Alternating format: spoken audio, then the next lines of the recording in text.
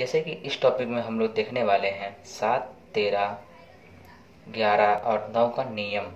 पहले हम लोग देखते हैं 13 और 7 का नियम क्या है कि यदि किसी एक ही अंक का लगातार 6 बार प्रयोग किया जाए और 6 बार लगातार लिखा जाए तो वह संख्या 7 और 13 से सदैव विभाजित होगी। जैसे एग्जाम्पल में दिया, हम लोग एक संख्या कोई ले लिए 6 और उसको 6 बार लिख दिए, तो ये संख्या हमारी जो रहेगी 7 और 13 से सदैव विभाजित रहेगी। दूसरा एग्जाम्पल हम लोग लिए हैं 3 एक अंक है, उसको हम लोग 6 बार प्रयोग किए लिखने में, तो ये भी संख्या हमारी जो है 7 और 13 से विभाजित होगी। और दूसरा क्या है 11 का नियम। 11 का नियम क्या है, यदि दी गई संख्या में एकांतर क्रम अंकों के योगफल का अंतर 0 प्राप्त हो या तो 11 का गुणज प्राप्त हो तो वह संख्या सदैव 11 से विभाजित होगी। जैसे एग्जाम्पल दिया है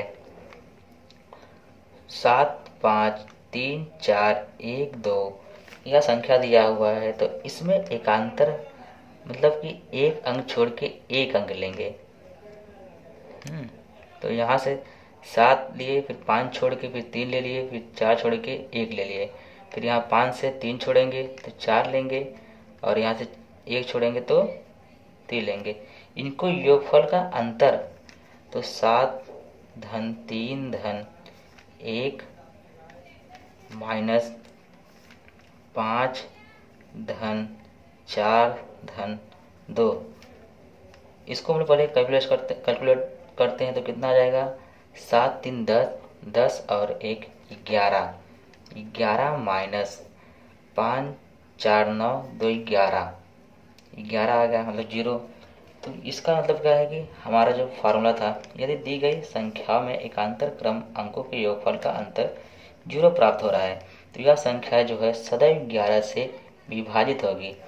अगर यह 11 का गुणज मतलब इसे 22 आ जाता, 33 आ जाता, तो 11 का ये सब क्या है मल्टीपल है, तो यह भी संख्याएं जो रहेंगी वो भी विभाजित होंगी 11 से। और 9 का नियम क्या कहता है, यदि दी गई संख्या के अंकों का योगफल 9 से विभाजित हो तो संख्या सदैव 9 से विभाजित होगी। अब जैसे हमारी संख्या दिया है 2 5 6 9 3 2, इसको हम पहले जोड़ देते हैं 2 धन 5 धन 6 धन 9 धन 3 धन 2, इसका योगफल निकालें 5 2 7 7 6 13, 13 और 9 22, 22 5 27, 27 को अगर हम लोग 9 से डिवाइड करते हैं तो ये डिविजिबल है। तो यह संख्या जो है सदैव 9 से विभाजित होगी। अब इसके ऊपर हम लोग कुछ बेस क्वेश्चन कर लेते हैं। जैसे कि पहला क्वेश्चन दिया है 7 6 5 3 के और 1 यदि 9 से विभाजित है हो तो के का मान ज्ञात करो। हम लोग रूल जानते हैं, दी गई संख्या का योगफल अगर 9 से विभाजित है तो वह संख्या सदैव 9 से विभाजित होगी। तो हम लोग योगफल निकालते हैं पहले 7 धन 6 धन 5 धन 3 धन 1 धन के डिवाइड बाय 9, इसको हम लोग ऐड करेंगे तो 7 और 6 13, 13 5 18, 18 3 21, 21 1 22, 22 धन के बटे 9। अब हम लोग को पूछा है के की वैल्यू। के की वैल्यू हम लोग क्या रखेंगे कि जो 9 से 22 में ऐड करने के बाद डिवाइड हो सके, तो के की वैल्यू हम लोग अगर 5 रखते हैं तो 27 हो जाएगा, और 27 जो है 9 से डिविजिबल है, तो यहाँ पे के की वैल्यू कितनी हो जाएगी 5। अगर 1 2 रखेंगे तो नहीं डिवाइड होगा, 1 रखेंगे 23 होगा, 23 डिविजिबल नहीं है 9 से, और 2 रखेंगे तो 24 हो जाएगा, 24 भी डिवाइड नहीं है, तो हम लोग 5 रखेंगे। नहीं तो अगर ऑप्शन दिया रहेगा तो ऑप्शन के ऊपर सॉल्व करेंगे इसको। जैसे कि अगला क्वेश्चन दिया है कि एक विद्यार्थी को किसी संख्या में 7 का गुणा करने के लिए कहा गया और विद्यार्थी के गुणनफल का प्रत्येक अंक 4 प्राप्त हुआ, तो उस छोटी से छोटी संख्या के अंकों का योग क्या होगा जिसमें गुणा करने के लिए कहा गया था। तो हम लोग पहले सॉल्यूशन करते हैं। सॉल्यूशन के मान लिया संख्या जिसमें गुणा करने के लिए कहा गया था वो x है, और 7 से गुणा करने के लिए कहा गया है। हम लोग 7 का रूल जानते हैं कि यदि एक ही अंक का प्रयोग करके कोई संख्या 6 बार मतलब 6 बार लिखी गई हो कोई संख्या, तो वह संख्या सदैव 7 और 13 से विभाजित होगी। तो यहाँ पर क्या प्राप्त हो रहा है, 4 प्राप्त हो रहा है। तो 4 को हम लोग 6 बार लिख दिए हैं, 2 4 5 1 6। ये हमारे टोटल हो रहा है, मतलब मल्टीप्लाई करने के बाद इतना आ रहा है। x की वैल्यू पूछा है छोटी संख्या, तो 7 यहाँ मल्टीप्लाई में है, इस साइड जाएगा तो 2 4 1 5 1 6 डिवाइड बाय 7 डिवाइड कर देंगे। इसको डिवाइड कर देंगे तो हमारा आंसर आ जाएगा x की वैल्यू 63492।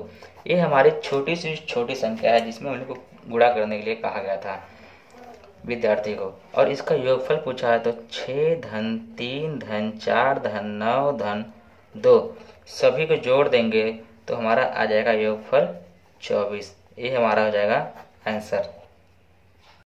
जैसे अगला सवाल दिया है, एक विद्यार्थी को किसी संख्या में 13 का गुणा करने के लिए कहा गया। विद्यार्थी के गुणनफल का प्रत्येक अंक 9 प्राप्त हुआ है, तो वह छोटी सी छोटी संख्या बताइए जिसमें गुणा करने के लिए कहा गया था। हम लोग मान लेते हैं गुणा करने के लिए x में कहा गया था, 13 से गुणा हो रहा है और प्रत्येक अंक 9 प्राप्त हो रहा है, मतलब कि 13 का रूल क्या है, 6 बार लिखा गया हो एक ही अंक का प्रयोग करके, 2 4 6।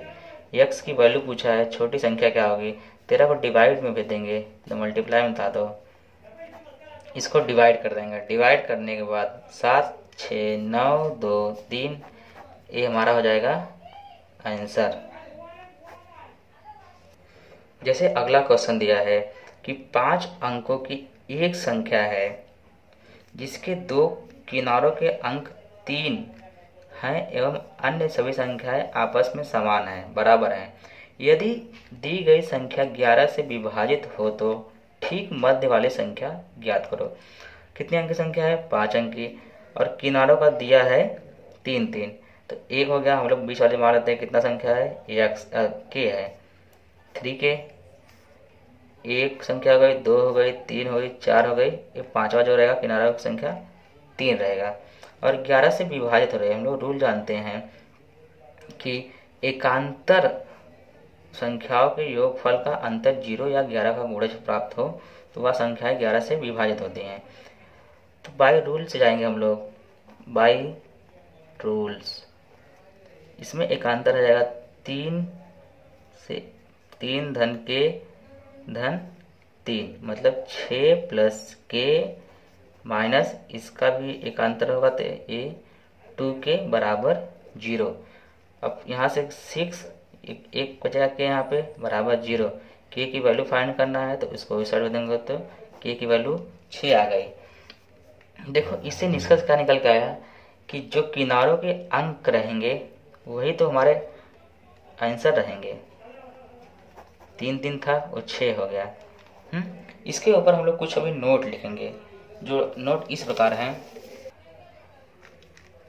नोट है कि प्रश्न की दी गई शर्त के अनुसार मध्य का अंक दोनों किनारों के अंकों पे योगफल पे निर्भर करता है।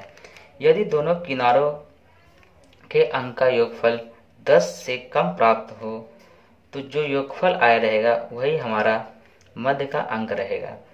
यदि दूसरा पॉइंट है, यदि दो किनारों के अंक का योगफल 10 से ज़्यादा प्राप्त हो तो मध्य अंक ज्ञात करने के लिए योगफल से 11 घटा देंगे। जैसे 12 आ गया, 13 आ गया, 14 आ गया, 15 आ गया, तो उसमें से 11 घटा देंगे।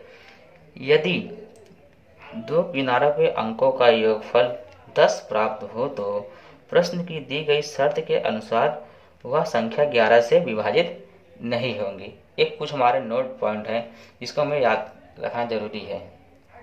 जैसे कि अगला क्वेश्चन दिया है कि 99 अंकों की एक संख्या है जिसके दोनों किनारों के अंक 6 हैं एवं अन्य सभी अंक आपस में समान है, तो दी गई संख्या 11 से विभाजित हो तो ठीक मध्य का अंक हमें प्राप्त करना है। तो हम लोग जानते हैं कि मध्य का अंक या मध्य की संख्या दोनों किनारों की संख्या के योगफल पे निर्भर करती है। तो किनारों संख्या कितनी है? 6 है। 6 + 6 जोड़ दिए कितना हो गया? 12। 12 क्या है कि 10 से ज़्यादा है। 10 से ज़्यादा रहेगा तो इसमें से हम लोग मध्य की संख्या निकालने के लिए 11 घटा देते हैं। तो हमारी मध्य की संख्या कितनी आ गई? 1। 1 हमारा जो रहेगा यही आंसर है।